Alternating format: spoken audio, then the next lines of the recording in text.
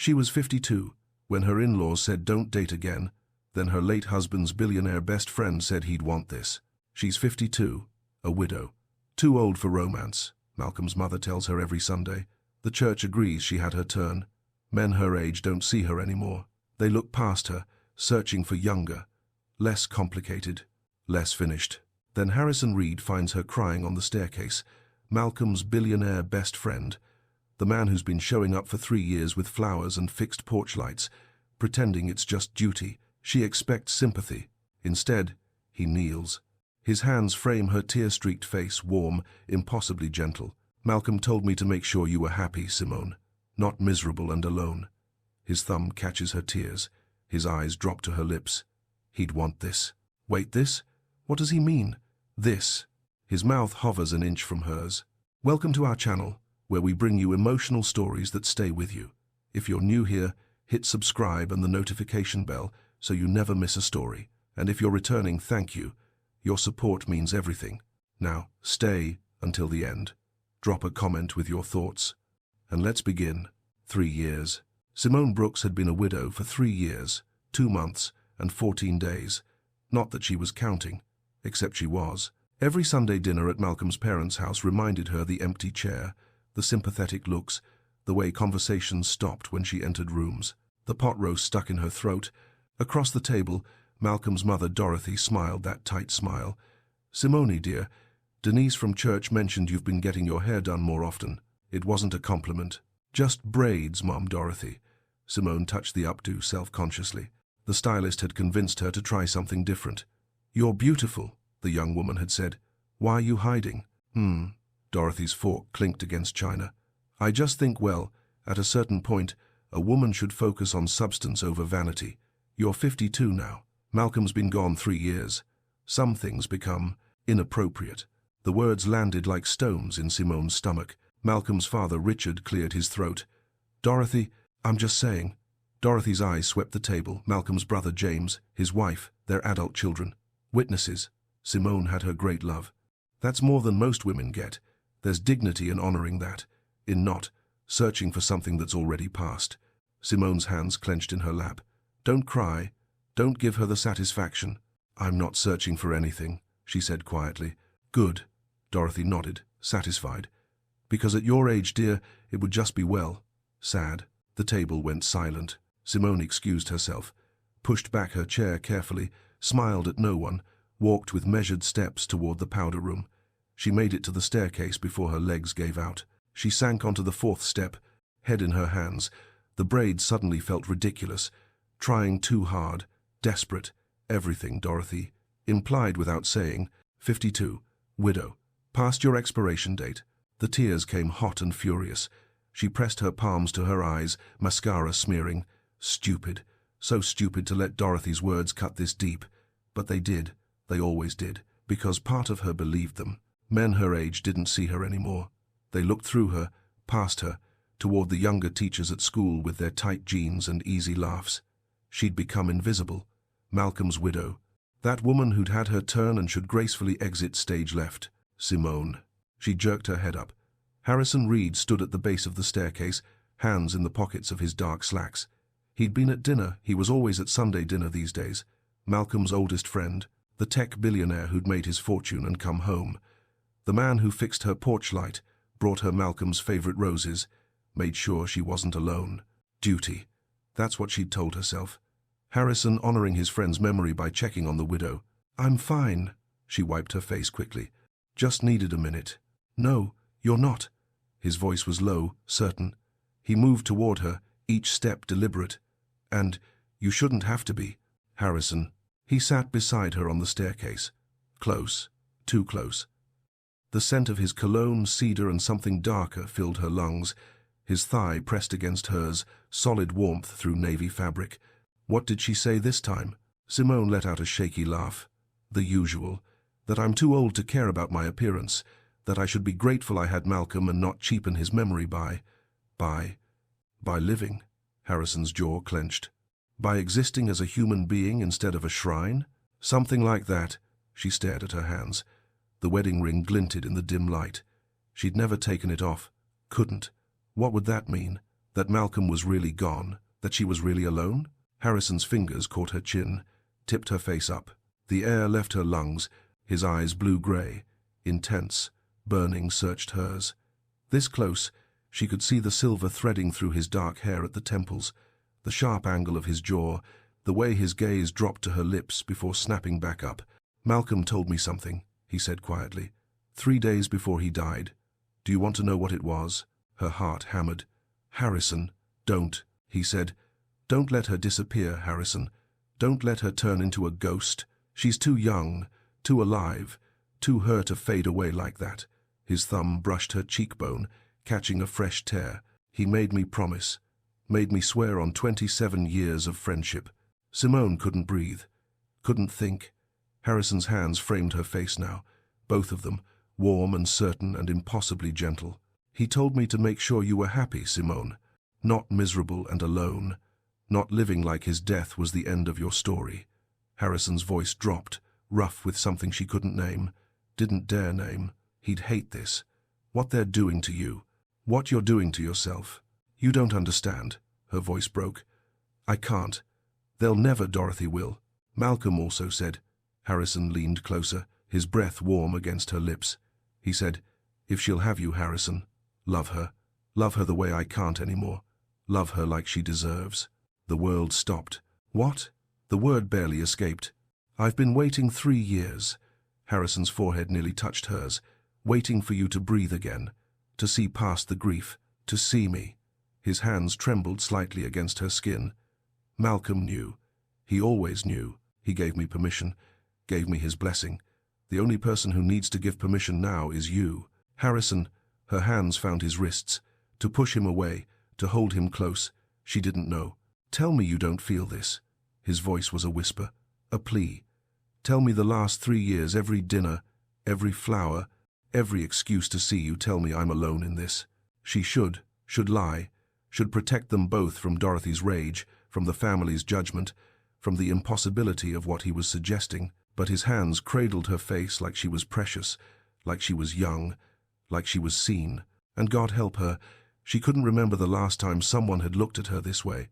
Malcolm, maybe, years ago, before the cancer, before she became caretaker instead of wife, before she disappeared into widow and forgot how to be woman. Her voice cracked. "I don't know what I feel. I don't know if I'm allowed to feel anything." "You're allowed."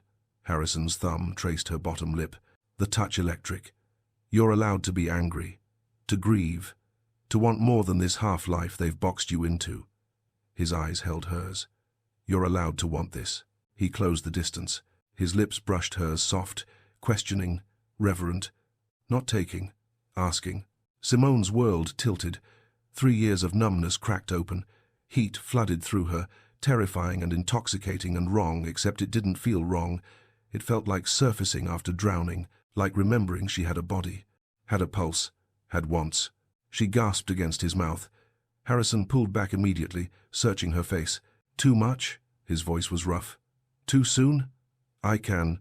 "Simone?" Dorothy's voice sliced through the moment. Both of them jerked apart. Harrison's hands dropped. Simone scrambled to standing, smoothing her dress with shaking hands. Dorothy appeared at the top of the staircase, eyes narrow. "What's going on here?" "Nothing." Simone's voice came out too high. "Guilty. I needed air. Harrison was checking on me." Dorothy's gaze flicked between them, calculating, suspicious. "How? Kind." The word dripped ice. "Perhaps Harrison should head home. It's getting late." "Of course." Harrison stood slowly. His jaw was tight.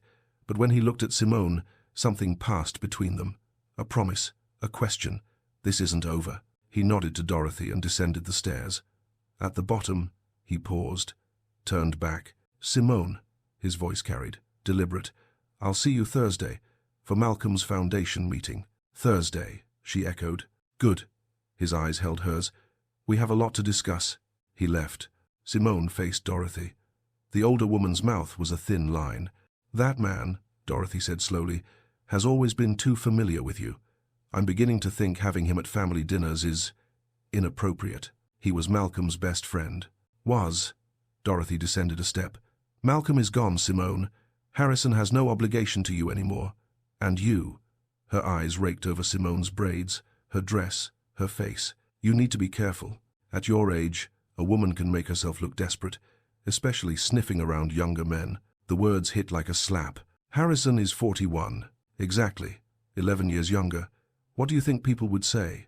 Malcolm's widow, chasing his billionaire friend?" Dorothy shook her head. "It would be humiliating.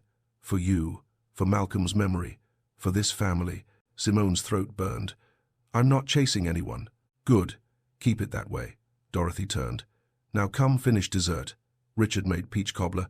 Your favorite, remember?" Simone followed her back to the dining room on numb legs, sat in her assigned chair, accepted cobbler she couldn't taste. But under the table, her fingers touched her lips. They still tingled from Harrison's kiss, and for the first time in 3 years, Simone Brooks felt something besides grief. She felt terrified. Quick pause if you're feeling this story. Hit the hype so others can find it. Comment where you're watching from. Now, back to the story. Thursday came too fast and too slow. Simone sat in her car outside the community center Malcolm had founded, hands gripping the steering wheel. Inside, the monthly foundation board meeting was starting in 10 minutes. Harrison would be there. Dorothy would be there. James, Malcolm's brother, who ran the day-to-day operations. Denise from church, who served on the board and reported everything back to Dorothy. Simone hadn't slept in 3 days. Every time she closed her eyes, she felt Harrison's hands on her face, his lips on hers, his voice. "Malcolm gave me his blessing." It felt like a dream, a dangerous, impossible dream. Her phone buzzed. A text from Harrison. "You coming? Or do I need to come get you?" Her pulse jumped. She typed back, "I'm here." 3 dots appeared, disappeared, appeared again. "Good. We need to talk after." She pocketed the phone and forced herself out of the car. The meeting room smelled like coffee and lemon cleaner. Dorothy sat at the head of the table. She'd claimed Malcolm's chair the month after he died and never given it up. James shuffled through reports. Denise whispered to another board member. Harrison stood by the window, hands in his pockets. He wore a grey suit that looked effortless and probably cost more than Simone's monthly salary. When she entered, his gaze found hers immediately. Her stomach flipped. "Simone," Dorothy's voice was clipped. "So glad you could join us. Take your seat." Simone sat in her usual spot 3 chairs down from Dorothy, across from Harrison. She couldn't look at him. If she looked at him, everyone would know. The meeting dragged. Budget reports, scholarship updates, summer program enrollment. Simone contributed when asked, took notes, tried to focus on anything except the weight of Harrison's attention. He didn't look away. Not once. "And that brings us to the gala," Dorothy was saying. "The annual Malcolm Brooks Memorial Gala is in 6 weeks. Simone, you've always coordinated it. I trust you have everything under control?" "Yes." Simone's voice sounded distant. "Venue booked, caterer confirmed, auction items secured." "Good, because this year is particularly important. It's been 3 years. People expect—" Dorothy paused delicately. "A certain dignity, a proper tribute, not anything garish." "I understand. Do you?" Dorothy's eyes sharpened. "Because I've heard from several people that you've seemed distracted lately, making different choices, and I want to ensure that Malcolm's memory is honored appropriately." The table went silent. Simone's nails dug into her palms. "I would never dishonor Malcolm's memory. Intentionally, no." Dorothy smiled. "But sometimes grief makes us vulnerable to poor judgment." "That's enough." Harrison's voice cut through the tension like a blade. Every head turned. He leaned forward, eyes locked on Dorothy. "With all due respect, Mrs. Brooks, Simone has run this gala flawlessly for 3 years. Questioning her competence or her judgment is out of line." Dorothy's mouth thinned. "Harrison, dear, this is a family matter. Simone is family. And if we're discussing the gala, I'd like to increase my sponsorship, double it." He didn't look away from Dorothy. "In fact, I'd like to propose that Simone be officially recognized as executive director of the foundation." Malcolm would have wanted that. James blinked. That's a significant proposal. Malcolm built this foundation for the community. Simone is this community. She's a school counselor. She knows these kids. She knew Malcolm's vision better than anyone." Harrison's tone left no room for argument. "It's time we made her role official." Simone's breath caught. She hadn't expected this. Didn't know what it meant. Dorothy's smile was ice. "How generous of you, Harrison. We'll take it under advisement. Now, if there's no other business— Actually, Harrison said, I need Simone's help with something after this. Foundation-related. Won't take long. It wasn't a question. Dorothy's eyes narrowed, but she couldn't refuse without looking petty. Fine. Meeting adjourned. Everyone filed out. Denise cast Simone a curious glance. James clapped Harrison on the shoulder. Generous offer, man. We'll discuss it. Dorothy left without a word, spine rigid. Then it was just Simone and Harrison in the empty conference room. You didn't have to do that, Simone said quietly. Yes, I did. Harrison moved around the table toward her. She's trying to keep you small, keep you trapped in grief. Malcolm would be furious. You keep saying that, what Malcolm would want. But she stood, wrapping her arms around herself. How do you know? Maybe Dorothy's right. Maybe this is— Come with me. What? There's something I need to show you. Harrison held out his hand. Please, trust me. She shouldn't. Should go home. Grade papers. Pretend Sunday night never happened. But his hand was steady. Certain. She took it. Harrison drove them to his house on the north side, a renovated Victorian that overlooked the park. Simone had been here once, for a fundraiser years ago. When Malcolm was alive— Harrison, what are we doing? You need to see something. He led her inside, through the modern kitchen, down a hallway to his office. Floor-to-ceiling bookshelves, a massive desk, windows overlooking oak trees, and on the desk, a wooden box. Malcolm gave me this the week before he died, Harrison said quietly. Made me promise not to open it until you were ready. Simone's heart hammered. Ready for what? To hear him. Harrison picked up the box, handed it to her. I think you're ready now. Her hands shook as she lifted the lid. Inside, a letter, Malcolm's handwriting, unmistakable, and underneath a flash drive. He recorded something? Her voice broke. Read the letter first. Simone sank into the leather chair, unfolded the paper. Malcolm's words swam before her eyes. Simone, if you're reading this, I'm gone.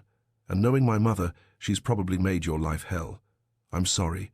I wish I could be there to run interference. But since I can't, I'm leaving you this. You're going to feel guilty. You're going to think you died with me. Dorothy's going to encourage that, not because she's cruel, but because she doesn't know how to grieve except by holding on. Don't let her. You're 52. You're beautiful. You're alive. You have so much left to give, to experience, to live. Please, baby, don't waste it. I've asked Harrison to look after you. Not because you need looking after, you're the strongest woman I know, but because Harrison's loved you for years, and I trust him. If you're reading this, he's probably finally told you. Good. I need you to understand something. I'm giving you permission. More than that, I'm telling you. Be happy. Fall in love again. Let Harrison love you if that's what you want. Let someone else love you if Harrison's not the one. But for God's sake, don't let grief kill you. You were the love of my life. That doesn't mean you can't have another love. The heart's big enough for more than one great story. Live, Simone. That's all I want. That's all I've ever wanted for you. Malcolm. P.S. The flash drive has a message for my mother. Use it if you need to.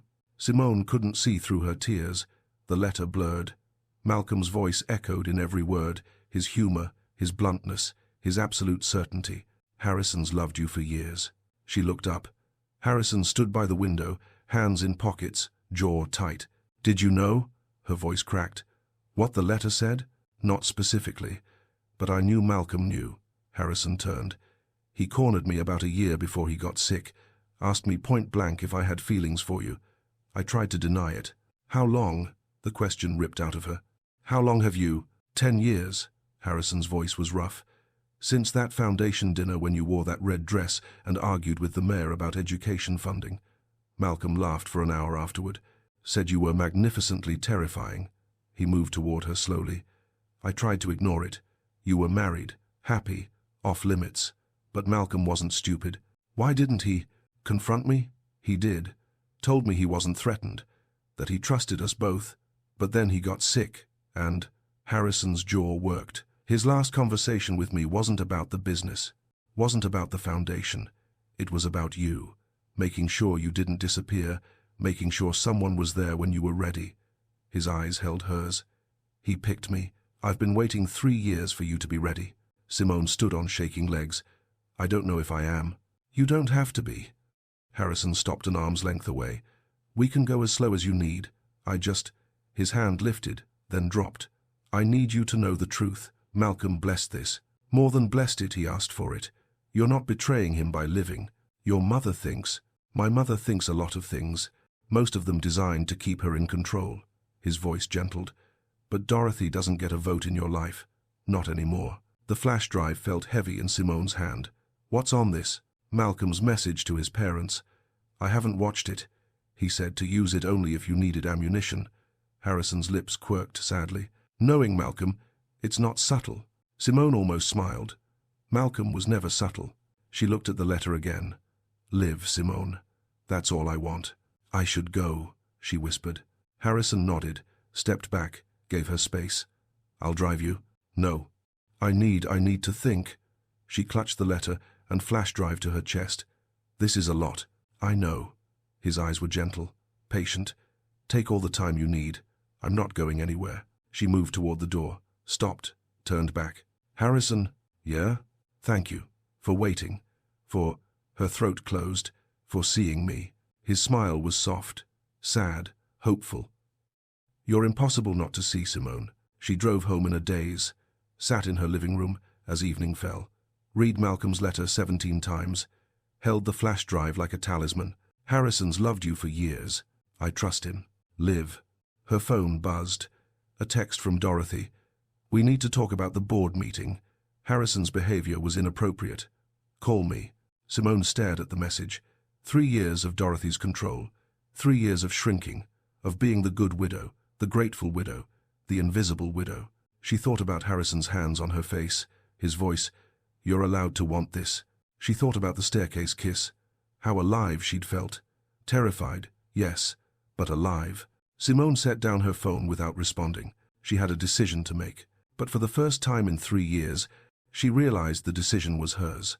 Not Dorothy's, not the church lady's, not even Malcolm's ghost. Hers. Over the next 2 weeks, Simone felt like she was living in 2 worlds. In one world, she was still Malcolm's widow. She showed up to school, counseled students, avoided Dorothy's increasingly pointed phone calls, wore her wedding ring, smiled politely when church ladies asked if she was doing okay, sweetie. In the other world, the one that existed in stolen moments, she was someone else entirely. Harrison texted her every morning. Nothing heavy. Just, how's your day looking? Or coffee on your desk. Don't skip breakfast. He'd somehow figured out her schedule, knew when she had difficult parent conferences, when her caseload was overwhelming. He showed up. Not at her house that would give Dorothy ammunition, but at the coffee shop near school, at the bookstore she loved, at the community center when she was coordinating gala logistics. They talked. About everything except the elephant between them. Malcolm's letter lived in Simone's purse. She reread it at night. Live, Simone. She hadn't watched the flash drive yet. Wasn't ready for that. But she also hadn't taken off her wedding ring. You're glowing. Simone looked up from her desk. Tasha Williams, the school's office manager and Simone's closest friend, leaned against the doorframe with a knowing smile. I'm not glowing. I'm stressed. The gala's in 3 weeks. Tasha came in, closed the door. Girl, I've known you for 8 years. This isn't stress glow. This is man glow. Simone's face heated. I don't know what you're talking about. Really? Because Keisha Johnson from church told me she saw you having coffee with Harrison Reed 3 times last week. Tasha's eyebrows rose. Malcolm's fine-ass billionaire friend, the one who's been circling you like a hawk since the funeral. Tasha. I'm not judging. I'm celebrating. Tasha sat down, voice softening. Simone, you've been a ghost for 3 years. If Harrison Reed is making you feel alive again, that's a good thing. It's complicated. It's always complicated. Question is, do you want him? Did she? Simone thought about Harrison's laugh, the way he listened when she talked about her students, how he'd fixed her kitchen sink last week without being asked, just noticed it was leaking, the way his eyes found hers across crowded rooms, the way she felt seen. I don't know if I'm allowed, Simone admitted quietly. Who says you're not? Dorothy. The church. Everyone who expects me to wear black forever and tend Malcolm's memory like a shrine. She twisted her wedding ring. They think I'm too old for this, that Harrison's too young, that it's disrespectful. Fuck Dorothy. Tasha. No, seriously. Fuck her. Tasha leaned forward. Malcolm's been gone 3 years. You're 52, not 92. And from what I remember, Malcolm would want you to be happy, right? Simone thought of the letter. Let Harrison love you if that's what you want. Yeah, she whispered, he would. Then the only person whose permission you need is yours. Tasha stood. Now finish that gala planning so you can actually enjoy the evening, maybe even dance with a certain billionaire. After Tasha left, Simone sat in the quiet of her office. Through the window, she could see students streaming toward the parking lot. Young, carefree, their whole lives ahead. She'd had that once. And then Malcolm got sick, and time became measured in doctor's appointments and pain management and stolen moments of normalcy. Then he was gone, and time stopped altogether. But Harrison made time move again. Simone pulled out her phone, typed, "Are you coming to the gala?" 3 dots appeared immediately. "I sponsor it. I'd better be invited." She smiled. "I'm inviting you. Officially." "Then I'm officially accepting. Save me a dance?" Her heart hammered. A dance meant touching, meant being seen together publicly, meant Dorothy's wrath. "Maybe," she typed. "I'll take it," he responded. Then, "You're going to be beautiful." "You always are." Simone stared at the message. When had someone last called her beautiful? Meant it? She saved the text and got back to work. The gala approached like a storm. Dorothy called 3 times to review the arrangements. Each call was really about control, questioning Simone's choices, suggesting improvements, reminding her this was Malcolm's event and needed to be perfect. On the 4th call, Simone snapped, "Dorothy, I've been planning this gala for 6 years, 5 with Malcolm, 3 without. I think I know what I'm doing." Silence. Then, "I'm just trying to help." "You're trying to control me, like you've been controlling me for 3 years. The words poured out before Simone could stop them. "I'm grateful for your concern, but I'm not your daughter. I'm not your property. And I'm done shrinking myself to make you comfortable." Simone Brooks. "I'll see you at the gala, Dorothy. Goodbye." She hung up, hands shaking, heart racing. Her phone immediately buzzed with texts. Dorothy, predictably furious. James, asking if everything was okay. Denise saying, "Dorothy's very upset." And Harrison, "Proud of you." Simone stared at those 3 words. He knew. Somehow, he always knew. "How did you—" "Tasha told me Dorothy's been calling. Figured it was a matter of time before you hit your limit." A pause. "Want company tonight?" "Yes. God, yes. But—" "Not yet," she typed. "But soon. I'll hold you to that." The night of the gala arrived clear and warm, late spring in full bloom. The historic hotel ballroom glowed with candlelight, white roses, Malcolm's favorite, everywhere. His photo at the entrance, smiling that easy smile. Simone wore navy blue, elegant, appropriate, not trying too hard. She'd left her braids down this time, falling past her shoulders. Minimal jewelry, the wedding ring. She arrived early to oversee final details. The caterer was perfect. The auction items displayed beautifully. The string quartet tuned their instruments. Everything ready. "It looks beautiful." Simone turned. James stood there in a tuxedo, looking uncomfortable but sincere. "Thanks, I hope," she gestured vaguely. "I hope Malcolm would be proud." "He would." James moved closer, voice dropping. "Simone, I owe you an apology. I've let Mom control things." "Control you? That wasn't fair." Malcolm wouldn't have stood for it. Her throat tightened. "James, he told me too, you know, before he died." James's eyes were sad. "That we needed to let you live. That Mom would try to turn you into a professional widow, and we couldn't allow it." He touched her shoulder. "I'm sorry, I forgot. That I took the easy route. You were grieving too. That's not an excuse." He squeezed gently. "But I'm done. Whatever you need, whatever you decide, I've got your back." Tears pricked her eyes. "Thank you." James nodded and headed toward the bar. Simone took a shaky breath, composing herself. Then the guests started arriving. The ballroom filled quickly. Donors, board members, community leaders. Everyone who'd known Malcolm. Everyone who watched Simone now with varying degrees of sympathy, curiosity, judgment. Dorothy arrived in black, of course, and immediately began holding court. Richard beside her, looking vaguely apologetic. Denise trailing behind. Simone pasted on her hostess smile and worked the room, thanking donors, discussing scholarship recipients, playing the role she'd perfected. Then Harrison walked in. He wore a black tuxedo that fit like sin, hair swept back, clean-shaven, devastatingly handsome. But it was his eyes that stopped her heart, searching the room until they found her, and stayed. He moved through the crowd like water, gracious, charming, shaking hands, but heading straight for her. Simone's pulse thundered. Everyone was watching. Dorothy was watching. Harrison stopped in front of her. "Simone." His voice was warm, public, appropriate. "The gala is beautiful. Malcolm would be proud." "Thank you." She kept her voice steady. "Professional. Your sponsorship made it possible. Happy to help." He smiled. Then, quieter, "You look stunning." Heat flooded her face. "Harrison, it's true." His eyes held hers. The rest of the ballroom faded. "I know I'm not supposed to say it, but it's true." "Harrison Reed." Dorothy's voice cut between them like a knife. She descended on them, smile sharp. "How generous of you to attend. Wouldn't miss it, Mrs. Brooks." Harrison's tone stayed warm, but his jaw tightened. "Indeed. Well, I'm sure Simone has many other guests to attend to. She's quite busy tonight."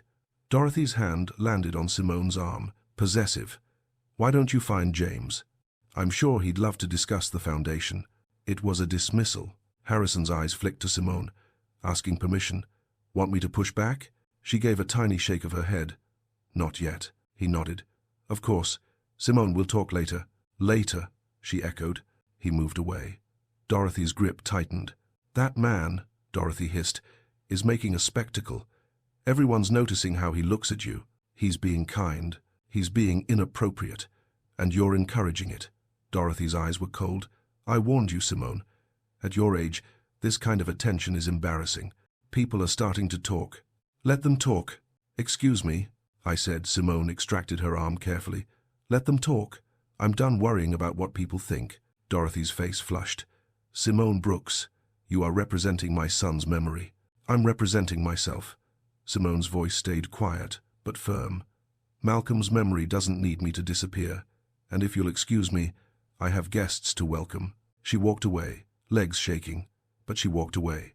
Behind her, Dorothy's fury was palpable. Across the room, Harrison watched with something like pride, and Simone realized she'd just drawn a line in the sand.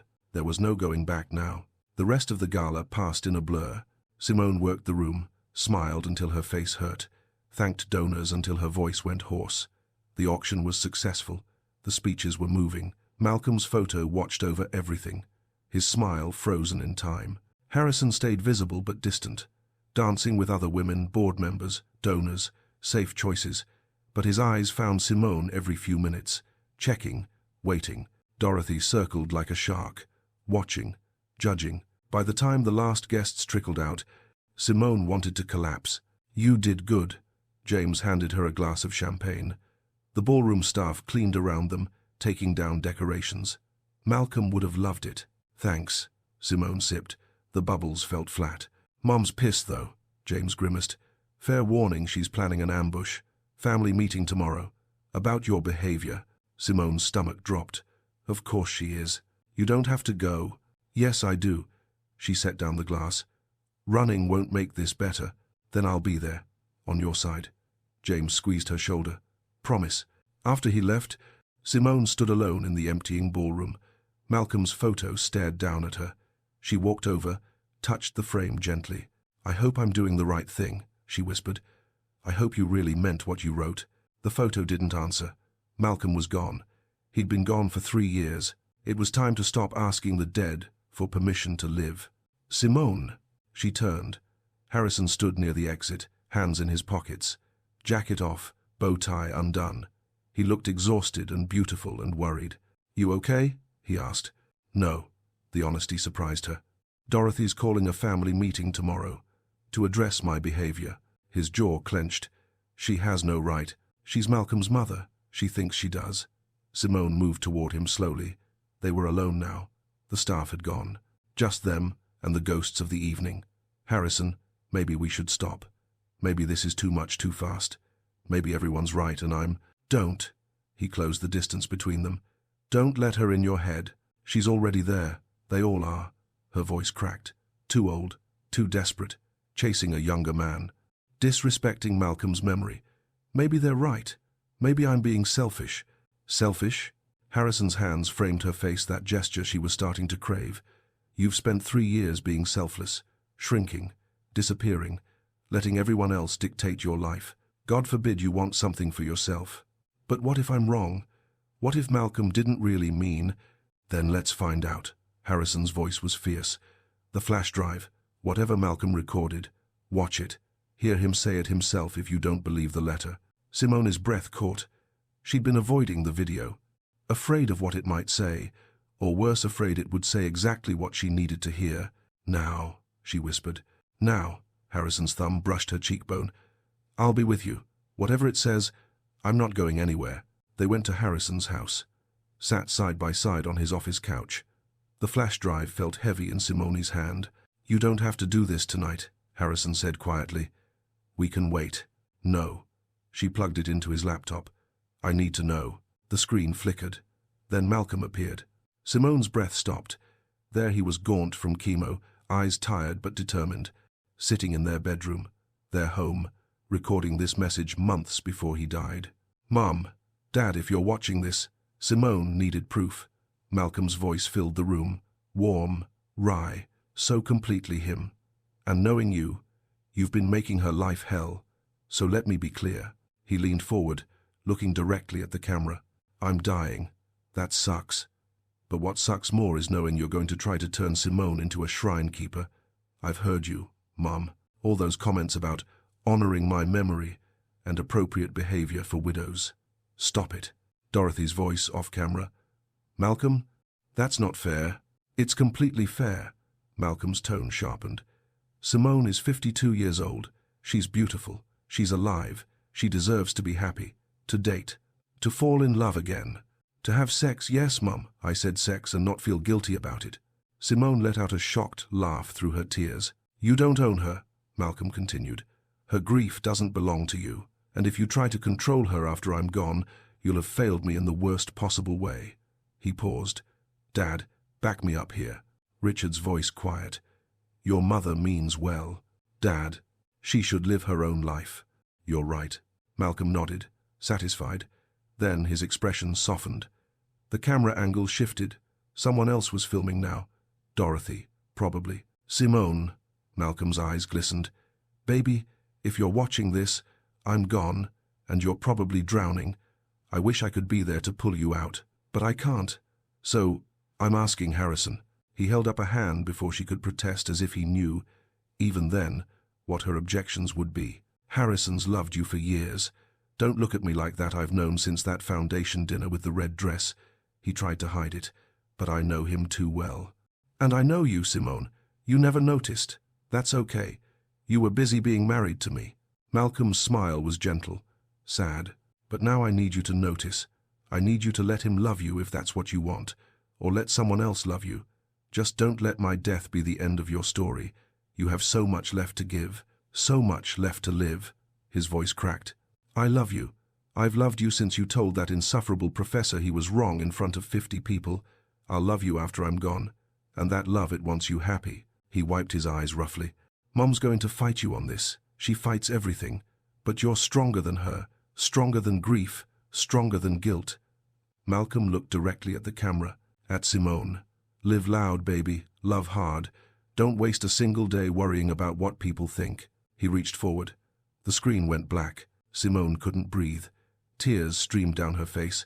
Harrison's arm wrapped around her shoulders, pulling her close. She turned into his chest and sobbed for Malcolm, for lost time, for permission finally granted. He knew, she choked out. He knew, and he wanted this. Yeah, Harrison's voice was thick. He did. God, I miss him. I know. So do I. They sat like that for a long time. Simone cried until she was empty.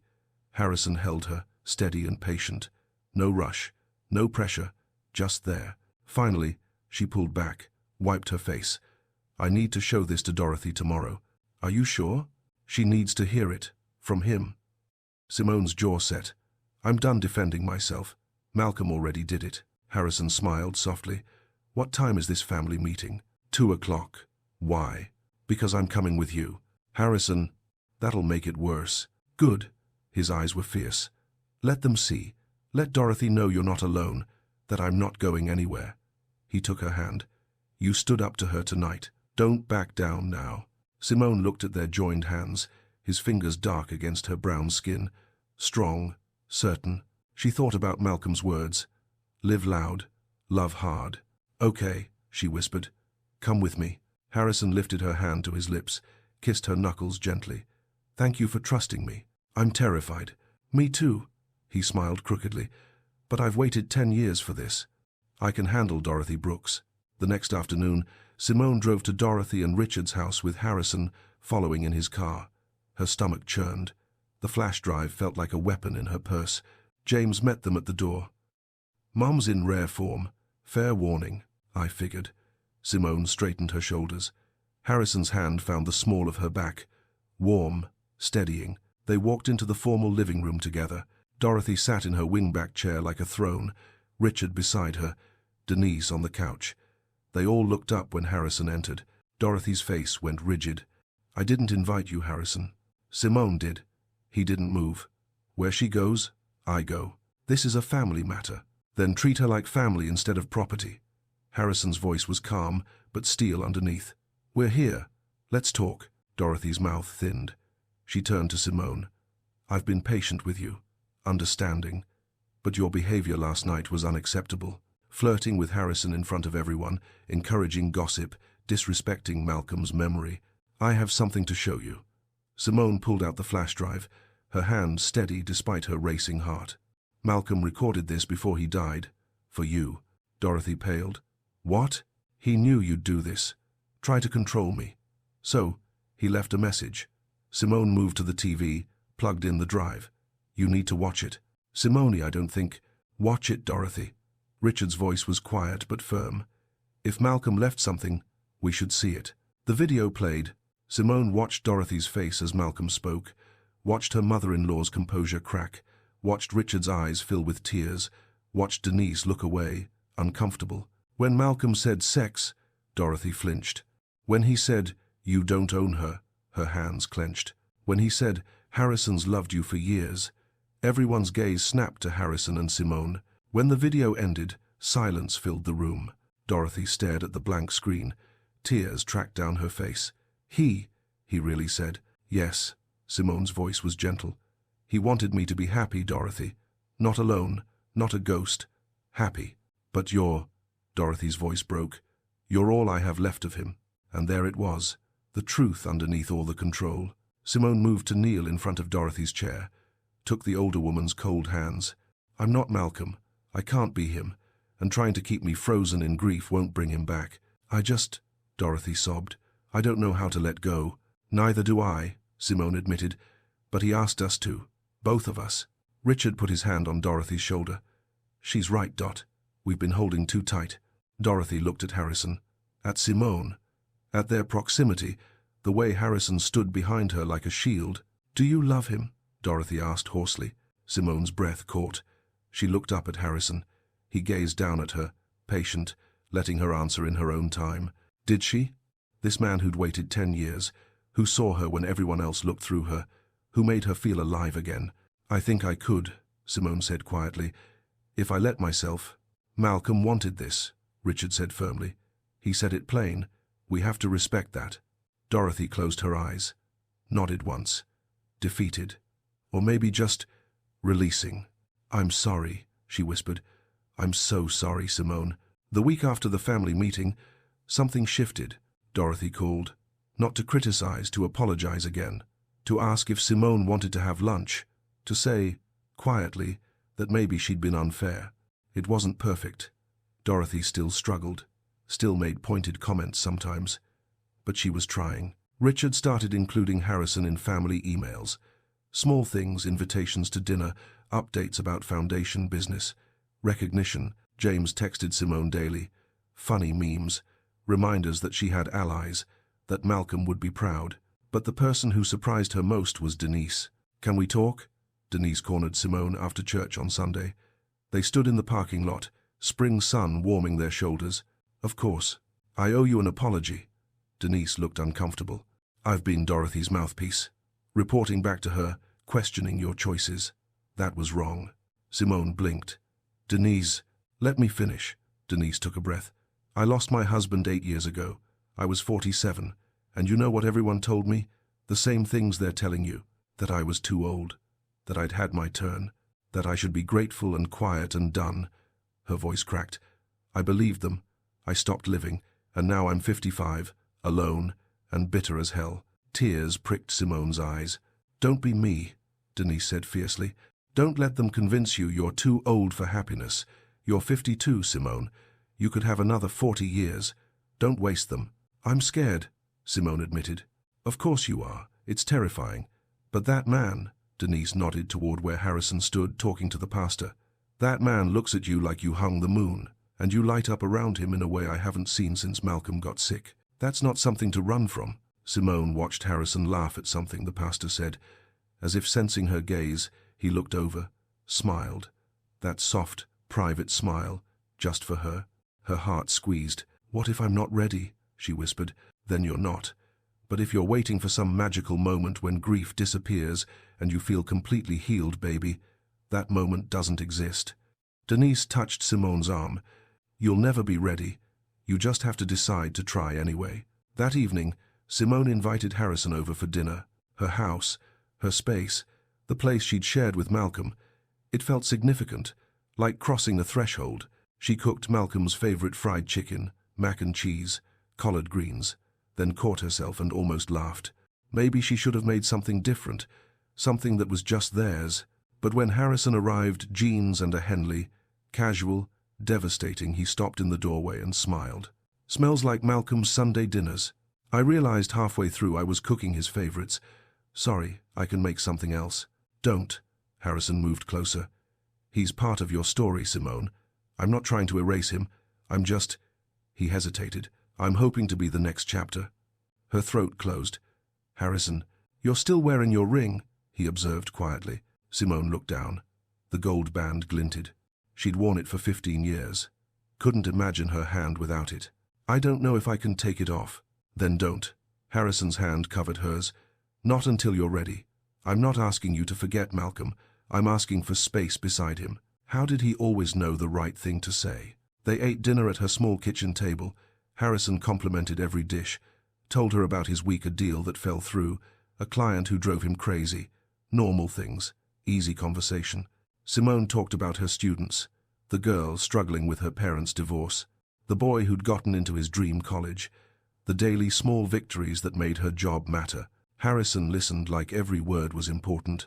After dinner, they did dishes together. Harrison washed, Simone dried. Her kitchen had never felt so full, so alive. Malcolm's ghost watched from the photos on the wall, but somehow it didn't feel wrong. It felt like permission. I need to tell you something, Simone said as she dried the last plate. Harrison turned off the water, waited. I'm not. She set down the dish towel. I'm not good at this. Dating, being vulnerable, letting someone in. Malcolm and I were together so long, I don't remember how to, she gestured helplessly. How to start? Then we start slow. Harrison leaned against the counter. Tell me what you're afraid of. The question surprised her. Most people would offer reassurance. Harrison asked her to go deeper. I'm afraid, Simone's voice caught. I'm afraid I'll compare you to him, that it won't be fair to you, that I'll never be able to love someone the way I loved Malcolm. Okay, Harrison nodded. Valid fear. What else? I'm afraid I'm too old for this. That my body's changed. That I'm not, she couldn't say it. Not what? His voice was gentle. Not attractive anymore, not desirable. That you'll wake up one day and realize you could have someone younger, someone who doesn't come with all this baggage. Harrison moved toward her slowly, gave her time to step back. She didn't. Simone. He stopped inches away, close enough that she could feel his warmth. Do you know what I see when I look at you? She shook her head, not trusting her voice. I see a woman who's survived loss and come out stronger, who shows up for her students every day even when she's drowning, who makes her ex-mother-in-law's favorite cobbler even though Dorothy drives her crazy. His hands found her waist, gentle, asking permission. I see someone who's graceful and intelligent and funny as hell, who looks beautiful in navy blue and devastating in jeans, who's been making me forget my own name for 10 years. Harrison, I see you, Simone, not Malcolm's widow, not your age, not your baggage, just you. And you are, his voice went rough, You are the most captivating woman I've ever known. Tears spilled over. I don't know if I can be what you need. You already are. His thumb brushed away her tears. All I need is a chance. That's it. Just let me try. Simone looked up at him. This man who'd waited, who'd seen her through the fog of grief, who asked for so little and offered everything. She thought about Denise's words. You'll never be ready. You just have to decide to try anyway. She thought about Malcolm's video. Live loud, love hard. I'm still going to be a mess sometimes, she warned. Good. I'm excellent at cleaning up messes. I'll probably push you away when I get scared. I'll come right back. I might not ever take off this ring. Then I'll buy you another one to wear on a different finger. His smile was crooked, hopeful. I'm not going anywhere, Simone, no matter how hard you try to scare me off. She laughed through her tears. You're stubborn. I prefer determined.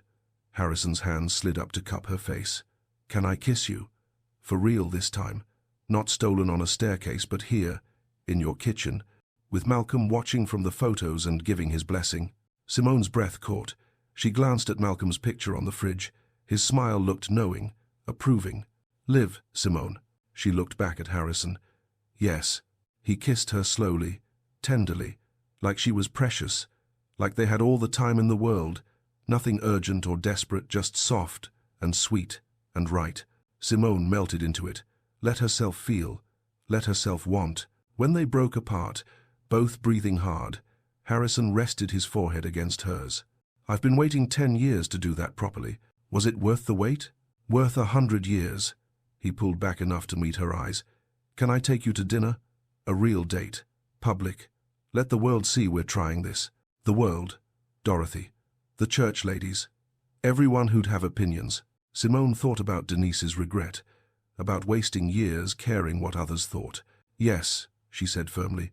Let's go public. Harrison's smile was blinding. Friday night? Friday night. They told Dorothy first. Simone called her the next morning. Harrison and I are dating. Officially. I wanted you to hear it from me. Silence. Then, are you happy? The question surprised her. I think I could be, with time. Then, Dorothy's voice was tight, strained, but genuine. Then I'm happy for you. Truly, Simone. You deserve happiness. It wasn't perfect. Dorothy's voice held grief, loss, reluctance, but it also held surrender, acceptance. Thank you, Simone whispered. Malcolm would. Dorothy stopped, cleared her throat. Malcolm would tell me to stop being controlling and let you live. So, that's what I'm doing. After they hung up, Simone sat in her quiet house and cried. Not from grief this time, from relief. Friday night arrived cool and clear. Harrison picked Simone up at 7. He wore a dark suit. She wore a red dress, the red dress from that foundation dinner 10 years ago that started everything. Harrison stopped breathing when he saw her. You kept it, he said hoarsely. I did, Simone smiled. Figured it was lucky. Devastatingly lucky. He offered his arm. Ready? No. But let's go anyway. They went to the nicest restaurant in town, the one where everyone would see them. Harrison requested a table in the center of the room, not hidden, not tucked away, on display. People stared, whispered. Some smiled, some frowned. Harrison ignored them all. He pulled out Simone's chair, poured her wine, looked at her like she was the only person in the room. You're making a statement, Simone murmured. Damn right I am. Harrison's eyes gleamed. I'm dating the most beautiful woman in this city. Everyone should know. They talked through dinner, laughed, argued playfully about which movie to see next week, made plans. Halfway through dessert, Harrison reached across the table, took her hand. Thank you, he said quietly. For what? For taking a chance on me, on us. I know it's not easy. Simone looked at their joined hands, his pale skin against her brown, the wedding ring still on her finger, but beside it Harrison's touch, new, different, right. Thank you for waiting, she said, for seeing me when I was invisible. You were never invisible to me. On their way out, they ran into Tasha and her husband. Tasha's squeal probably carried 3 blocks. I knew it. Girl, you look so happy. Simone realized with a start she did. She felt light, hopeful, terrified, yes, but alive. Harrison drove her home, walked her to the door, kissed her goodnight like a gentleman while neighbors definitely watched from their windows. Same time next week? He asked. Same time next week, she confirmed. After he left, Simone went inside, sat in her living room. Malcolm's photo watched from the mantel. "I'm doing it," she told him. "I'm living. Are you proud?" The photo didn't answer, but in her heart, Simone heard his voice. "So proud, baby. So damn proud." She took a breath, then another, and for the first time in 3 years, Simone Brooks didn't feel like a widow. She felt like a woman. A woman with a future. 3 months later, Simone stood in front of her bathroom mirror, twisting the wedding ring on her finger. She'd been doing this every morning for a week now, testing, wondering. It slid off easily. Her hand looked naked without it. Wrong, but also lighter. She'd kept it in a jewelry box Malcolm had given her, beside his watch. Together but separate. Honored but not worshipped. Today felt like the day. She slipped the ring into the box, closed the lid gently, pressed her palm against it. "Thank you," she whispered. "For everything. For loving me. For letting me go." Her phone buzzed. "Harrison. Morning. Beautiful. Coffee's on your porch. Have a great day." She smiled. 3 months of this. 3 months of coffee deliveries and goodnight texts and stolen kisses. 3 months of slowly learning how to be someone's girlfriend at 52. It was terrifying and wonderful and nothing like being with Malcolm, which somehow made it perfect. Different didn't mean less, just different. Simone grabbed her purse and headed out. On her porch, a travel mug of coffee waited with a note. "Proud of you. Always. H." He knew. Somehow, he always knew. At school, Tasha ambushed her immediately. "Girl, your hand."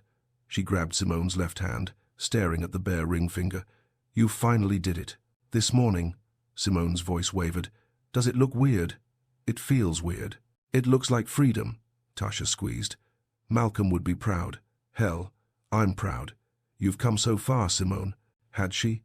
3 months ago she'd been invisible, trapped. Now she had what? A boyfriend, plans, hope. "Harrison's taking me to Charleston this weekend," Simone admitted. "A bed and breakfast.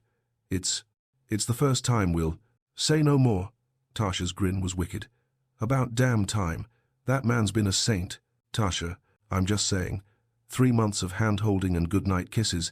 He deserves a medal for restraint." She sobered. "But seriously, are you ready?" Was she? The thought of intimacy, of being seen, touched, known by someone new, terrified her. Her body had changed since Malcolm. Gravity had its way, everything softer, looser, marked by time.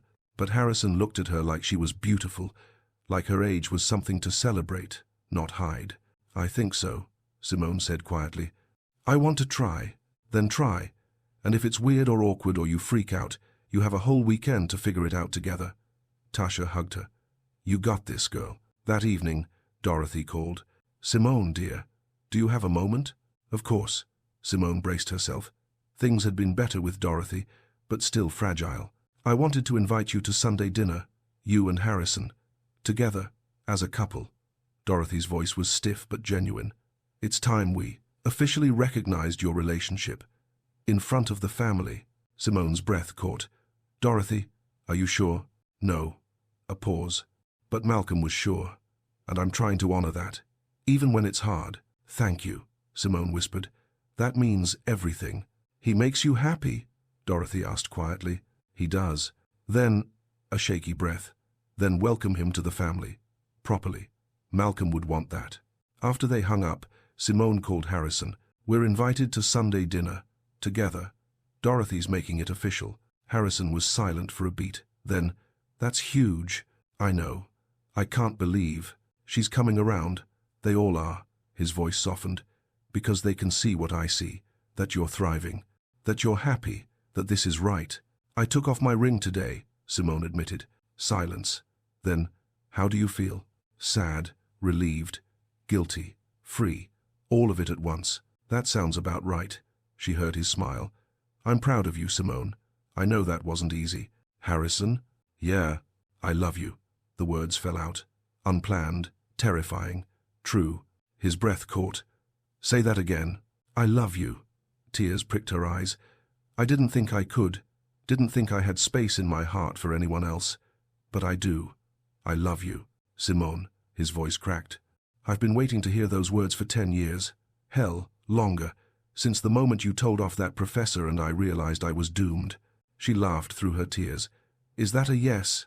That's a, I've loved you since the red dress and I'm never stopping. A pause. Can I come over? Now? Right now. I need to kiss you. Properly. While you say that again. 20 minutes later, Harrison was at her door. He swept her into his arms, kissed her breathless, murmured, I love you, against her lips, until they were both dizzy. Charleston this weekend, he said finally, forehead against hers. Just us. No ghosts. No pressure. Just us, figuring out what comes next. I'm nervous, she admitted. Me too, he smiled. But we'll figure it out together, like everything else. Sunday dinner at Dorothy's felt like stepping into an alternate universe. Dorothy greeted them at the door, actually smiled at Harrison, led them into the dining room where the family waited. Richard, James, and his wife, the grandkids, everyone. A place was set for Harrison. Besides Simone. Welcome, Dorothy said stiffly. Both of you. The meal was surprisingly pleasant. James asked Harrison about business. Richard discussed foundation updates. The grandkids chatted about school. Normal. Family. Halfway through, Dorothy cleared her throat. I'd like to say something. Everyone quieted. Dorothy looked at Simone and Harrison. I haven't been gracious about this relationship. I've let my grief control me. Tried to control Simone. That was wrong. Mom, James started. Let me finish. Dorothy's hands twisted her napkin. Malcolm asked me to let Simone live, to support her, and instead I tried to trap her in the past with me. Her eyes filled. I'm sorry, Simone. Truly, you deserve happiness. And Harrison, she faced him.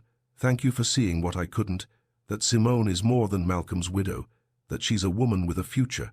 Harrison reached for Simone's hand under the table, squeezed. I appreciate that, Mrs. Brooks, he said quietly. I know this isn't easy. No, but it's right. Dorothy lifted her glass. To Simone and Harrison, may you, her voice cracked, may you be as happy as she and Malcolm were. You both deserve that. Everyone raised their glasses. To Simone and Harrison. Simone's throat closed. Across from her, James winked. Proud. This was vindication. Not the dramatic kind with grand gestures, but the quiet kind. Family acceptance. Permission granted. Space to love again. After dinner, Richard pulled Harrison aside. Through the window, Simone watched them talk. Richard clapped Harrison's shoulder, shook his hand firmly. What was that about? She asked when Harrison returned. He officially welcomed me to the family. Harrison's eyes gleamed. Said Malcolm would approve. That I should... He stopped. Should what? Should hold on to you, because losing you would be the biggest mistake of my life. Harrison's hand found her waist. Don't worry. I have no intention of letting go. Charleston was everything Simone needed. A small bed and breakfast overlooking the harbor, antique furniture, fresh flowers, windows that opened to let in salt air. Harrison had booked the honeymoon suite because we deserve the best, he'd said. They arrived Friday evening, had dinner at a seafood restaurant where no one knew them, no one judged, just a couple enjoying each other. Back at the room, Simone's nerves kicked in. I need to shower, she said, stalling. Take your time. Harrison kissed her forehead. No rush. We have all weekend. Under the hot water, Simone tried to calm her racing heart. She was 52. Her body told stories, stretch marks from a pregnancy that ended early, scars from surgeries, skin that wasn't as tight as it used to be. What if Harrison saw her and changed his mind? What if... Simone? His voice through the door. You've been in there 30 minutes. You okay? She wrapped herself in a towel, opened the door. Harrison stood there in jeans, shirtless, concerned. I'm scared, she admitted. Of what? That I'm too old. That you'll see me, really see me, and be disappointed. Harrison's expression softened. He moved closer, hands gentle on her shoulders. Simone, do you trust me? Yes. Then believe me when I say, his thumbs traced her collarbones. You are beautiful, every inch, every year, every mark, all of it. His voice dropped. And I've been imagining this for a decade. Trust me, you won't disappoint. He kissed her, slow and deep. His hands slid down her arms, up her back. The towel loosened. Unless you want to wait. No. Simone pulled back, met his eyes. I'm done waiting. I'm done letting fear win. She let the towel drop. Harrison's sharp inhale made her smile. Beautiful, he breathed. God, Simone, you're so beautiful. He proved it, over and over, with hands and lips and whispered words, mapped every curve, every line, made her feel seen and wanted and worshipped. It was nothing like being with Malcolm, and that was okay. This was theirs, new, different, perfect. Afterward, they lay tangled together, moonlight streaming through windows. I love you, Harrison murmured against her hair. I love you too. Simone traced patterns on his chest. Thank you. For what? For waiting. For seeing me. For making me feel alive again. Thank you, he countered. For taking a chance on us. For being brave enough to try. They fell asleep like that. Together. The past honored. The future open. 6 months later. Simone sat in her office at school when her phone rang. Harrison's name flashed. Hey, you. Marry me. She froze. What? Marry me, Simone. I know it's fast. I know you might not be ready, but I've loved you for 10 years, dated you for 9 months, and I don't want to waste another day. His voice was fierce, determined. You don't have to answer now. Take time. But I'm asking, will you marry me? Her heart hammered. Marriage. Again. To someone new. She thought about Malcolm's letter. The heart's big enough for more than one great story. She thought about the last 9 months. Coffee on her porch. Sunday dinners with Dorothy. Charleston. Learning Harrison's coffee order, and his terrible singing in the shower, and the way he left notes everywhere. Building something new, while honoring what came before. Yes, she whispered. What? Yes. I'll marry you, Harrison read. His whoop probably burst her eardrum. Really? You're sure? I'm terrified, but I'm sure. She laughed through tears. Ask me properly, though, with a ring and a knee and everything. Tonight, dinner. Be ready, at 7. I'll be ready, he proposed at the community center. Malcolm's foundation event. In front of everyone, Dorothy, Richard, James, Tasha, Denise, the board, the donors. Everyone who'd watched Simone transform from invisible widow to vibrant woman. Harrison got on one knee, pulled out a ring, emerald-cut diamond, stunning, timeless. Simone Brooks, you've been making me crazy for 10 years. Will you please put me out of my misery and marry me? Simone looked around. Dorothy was crying, smiling. Richard gave her a thumbs up. James whooped. Tasha screamed. She looked down at Harrison. This man who'd waited, who'd seen her, who'd loved her through grief into joy. Yes, she said clearly. 1,000 times yes. He slid the ring on her finger. Right hand. Left hand, still bare room for both loves. The room erupted in applause. Dorothy pushed through the crowd, hugged Simone fiercely. Malcolm would be so happy, she whispered. So happy, sweetheart. Thank you, Simone breathed. For letting me go, for letting me live. Thank you for showing me how. Dorothy pulled back, wiping her eyes. Now when's the wedding? I have opinions. Everyone laughed. Harrison wrapped his arm around Simone's waist. Whatever you want, Mrs. Brooks to be. Your day, your choice. Our day, Simone corrected. Our choice. Everything together now. Everything together, he agreed. And as the party swirled around them, Simone caught sight of Malcolm's photo on the wall. His smile looked knowing, approving, proud. Live loud, baby, she heard in her memory. She was. Finally, she was. 1 year later, Simone Reed stood in her kitchen, hers and Harrison's kitchen now, making Sunday dinner. Jill Scott played on the speaker. Collard greens simmered. Mac and cheese bubbled in the oven. Harrison wrapped his arms around her waist from behind, kissed her neck. Smells perfect. Dorothy's arriving in 20 minutes. It better be. She'll love it. She always does. He spun her around. Happy? Simone looked at her rings, engagement and wedding band on her right hand, space for Malcolm's memory on her left. Both loves honored, both real. So happy, she whispered. Outside, car doors slammed. Family arriving. Life continuing. Moving forward. Simone Brooks Reed smiled. She was 53, a wife again, a woman who'd survived grief and found joy on the other side. Invisible no more. What would you rate this story? Drop 0 to 10 inches the comments right now. If this story moved you, hit subscribe for more emotional journeys every week. And if it truly touched your heart, consider leaving a super thanks. Your support helps us create more stories like this. Every contribution, big or small, means the world. Ready for the next story? It's even more dramatic than this one. Click now. Thank you for being part of this journey.